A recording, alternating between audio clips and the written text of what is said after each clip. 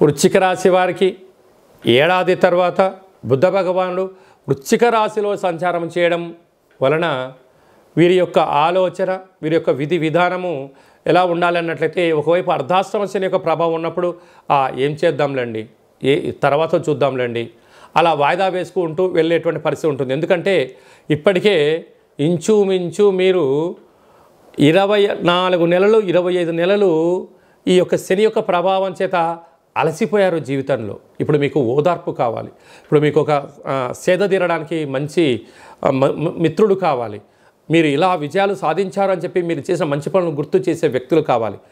అలాంటి కాల సమయంలో బుధుడు రాశిలో సంచారం చేయడం వలన, మంచి బుద్ధి వలన, మంచి స్నేహితులు ఉండడం వలన, మంచి కుటుంబం ఉండడం వలన మీరు అటు ఇటు ఏదైనా అయినా కూడా ఓదార్స్తూ, ఏమీ కాదు, నువ్వు ఎన్నో విజయాలు సాధించావు, ఈ చిన్న చిన్న వాటిని నువ్వు అధిగమించగలవు అని చెప్పి ప్రోత్సాహాన్ని ఇచ్చేటువంటి వ్యక్తులు ఇప్పుడు మీకు తారసపడతారు.